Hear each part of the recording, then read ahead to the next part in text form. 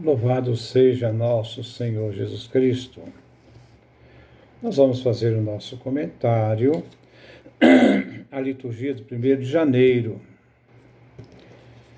a festa da Santa Mãe Maria, a Mãe de Deus, o dia da paz.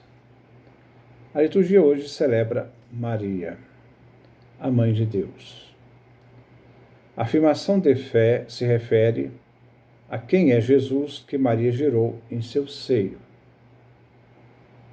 Deus mesmo, na pessoa do Filho, se fez homem, se fez um ser humano em Maria. Ele uniu a sua divindade à nossa humanidade. Ele, que é Filho de Deus, se fez também em Maria, filho de Adão, isto é, um ser humano. Adão, no hebraico, vem de Adamá, significa humus, terra, barro, lodo. O Filho de Deus assumiu um corpo humano, a palavra humano vem de humus, vem de barro. Ele se fez homem por nós, em nossa salvação.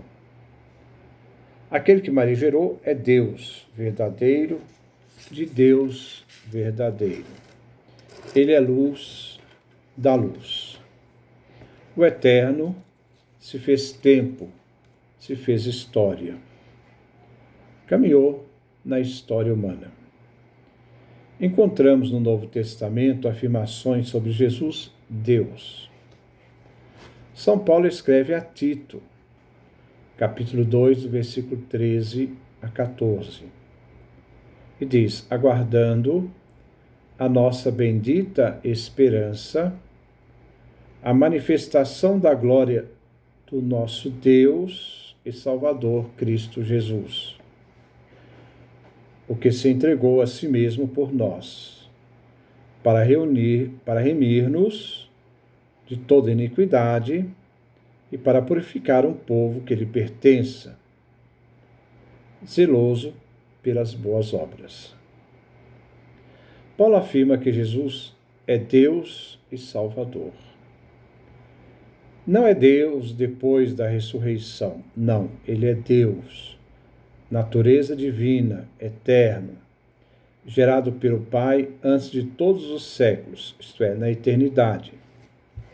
Maria gerou esse Deus eterno, real, numa humanidade completa. Ele assume uma humanidade real em Maria. O Pai é Salvador, como o Filho é Salvador. São Paulo, na primeira carta a Timóteo, afirma, capítulo 2, versículos 5 e 6. Pois há um só Deus e um só mediador entre Deus e os homens, o homem, aqui o aspecto humano, Cristo Jesus, que se deu em resgate por todos. Se em Tito, Paulo afirma que Jesus é Deus, na 1 Timóteo afirma que Deus é Pai único. Ele é Pai porque gera o Filho na eternidade. Senão, não poderia ser conhecido como Pai. Aquele que gera o Filho na eternidade é aquele que nos dá o seu Filho feito homem, humano, nascido da Virgem, que nos resgata pelo sangue precioso, como afirma São Pedro na sua primeira carta, no capítulo 1, versículo 19. E que afirma: o Cristo, conhecido antes da fundação do mundo, ele é eterno, mas manifestado, quando se fez carne em Maria e habitou entre nós, no fim dos tempos. A manifestação de Jesus já é o início do fim dos tempos, por causa de nós, em nosso favor. Primeira carta de Pedro, capítulo 1, versículo 20. Maria gerou o Filho de Deus, o Cristo, conhecido antes da fundação do mundo, isto é, ele é Deus e manifestado quando gerado por Maria, no fim dos tempos por nós.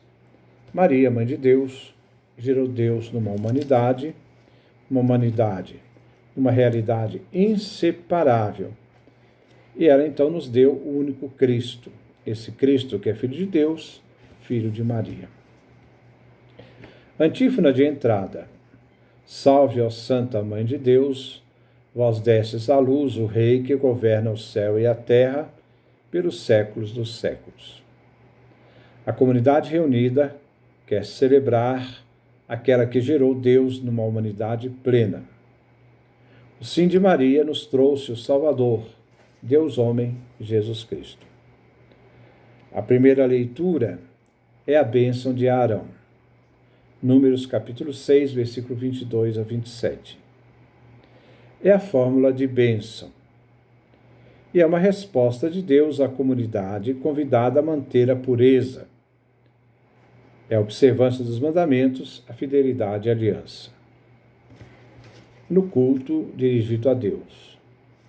Na generosa dedicação voluntária da comunidade do povo de Deus. São os filhos de Arão, sacerdotes, que tinham o direito de invocar o nome de Javé Deus. Assim, a face de Deus, brilha sobre nós. É a invocação da presença de Deus, quando se manifesta na teofania litúrgica, que para nós cristãos, essa face de Deus Pai vem presenciada através da face de Jesus, que se fez homem, da visibilidade da humanidade do Filho de Deus. A bênção é uma invocação da proteção divina sobre o povo. Os sacerdotes estavam sempre pronunciando esta bênção no fim dos trabalhos do templo e nas sinagogas. Deus é o sujeito de toda ação. Tudo vem dele. Ele é o iniciador e dispensador de tudo. Os verbos sempre têm Deus como agente. É Deus que abençoa, que guarda, que resplandece, isto é, brilha, tem misericórdia, se levanta, dá a paz. Duas realidades se manifestam. Primeiro, Deus se move, voltando-se para seu povo eleito, como no caso aqui os cristãos somos nós, e exerce a atividade em favor do seu povo, isto é, nos salvando. A paz não é uma ausência de guerra. A paz é bem-estar, salvação, prosperidade, saúde, que vem de Deus como dádiva oferecida a seu povo. E celebramos nesse dia o dia da paz, que é dada ao povo de Deus, a nós cristãos e a todo mundo, por aquele que é nossa paz em pessoa, Jesus Cristo. O Salmo responsorial é o Salmo 66, 67. É uma súplica pela bênção divina. É um salmo do tempo do pós-exílio da Babilônia. A comunidade reunida em Eucaristia se inclina diante da bênção de Deus num gesto de adoração, de fé e de confiança. Que Deus nos dê a sua graça, a sua bênção. A primeira estrofe é esta súplica, para que na sua bondade infinita e misericordiosa, Deus possa agir sobre nós com bênçãos. Que Deus nos dê a sua graça, a sua bênção, e sua face resplandeça sobre nós. Deus levanta o rosto, resplandece sobre nós. Invoca o aspecto benevolente da face divina. Levantar a face sobre nós é uma invocação para que Ele olhe por nós, seu povo. Que todos, isto é, a terra, que toda a terra, então que todos nós, possamos conhecer Deus e sua vontade, seus caminhos, e reconhecer a salvação de Deus por entre os povos, as nações. Na segunda estrofe, a alegria é o recolhimento da justiça divina, que, como Criador de tudo, exerce em seu julgamento. A todas as nações, Deus não é parcial. Deus governa com retidão.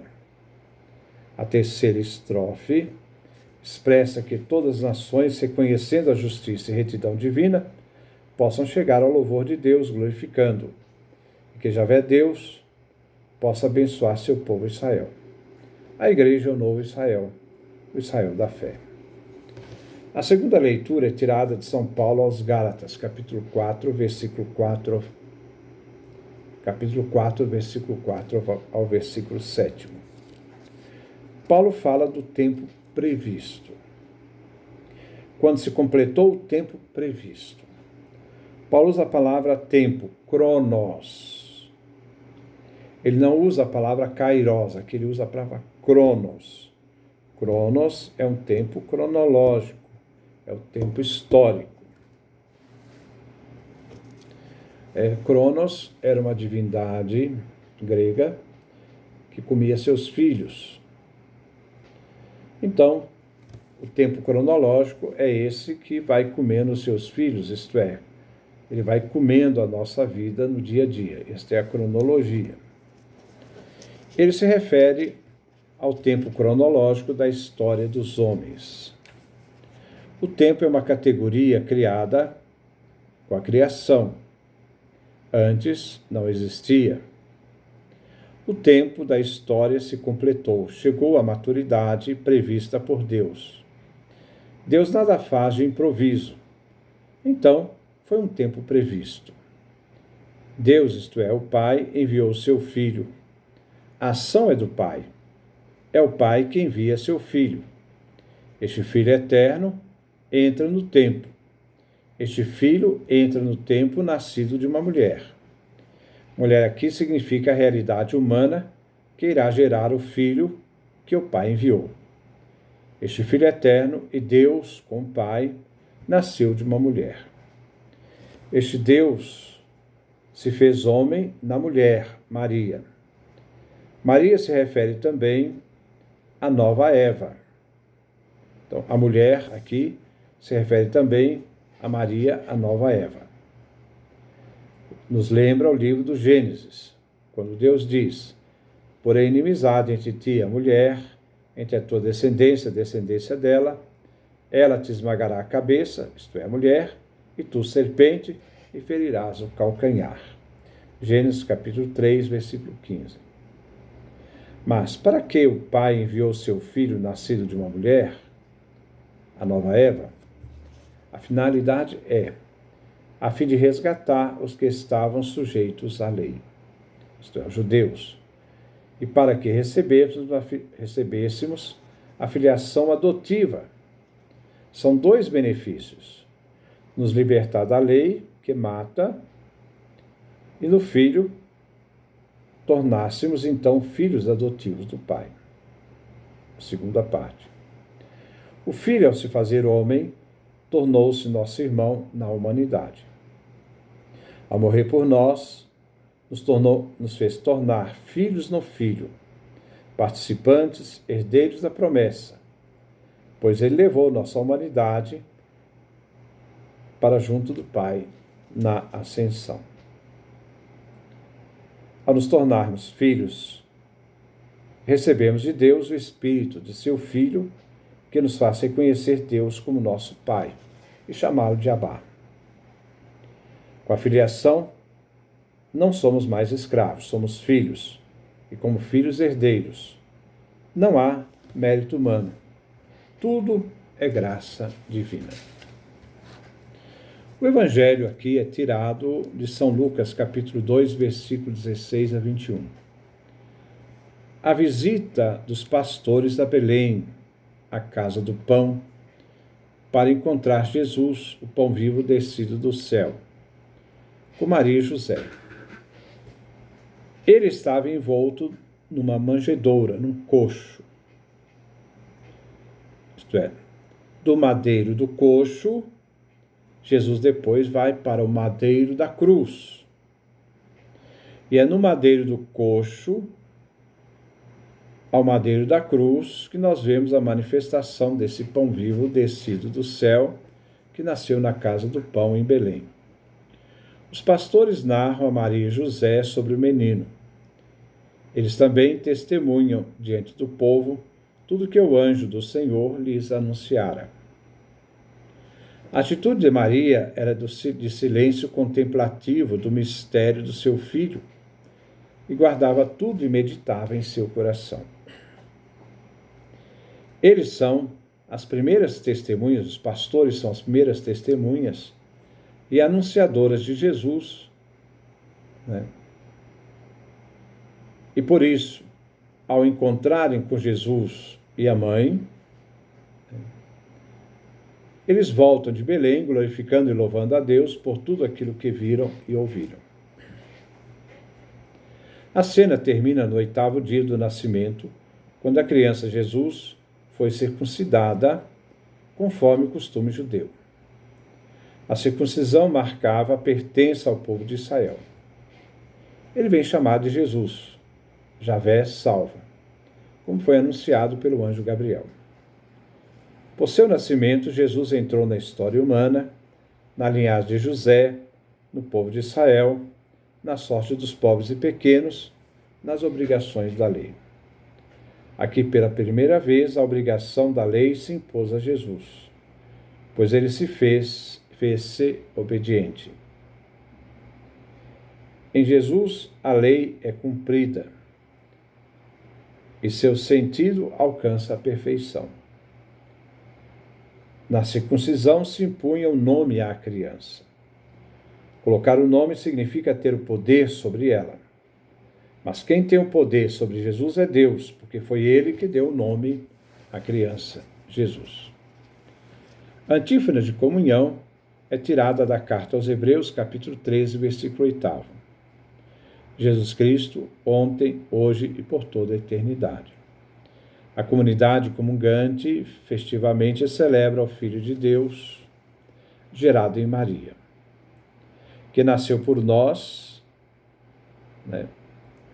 e chama,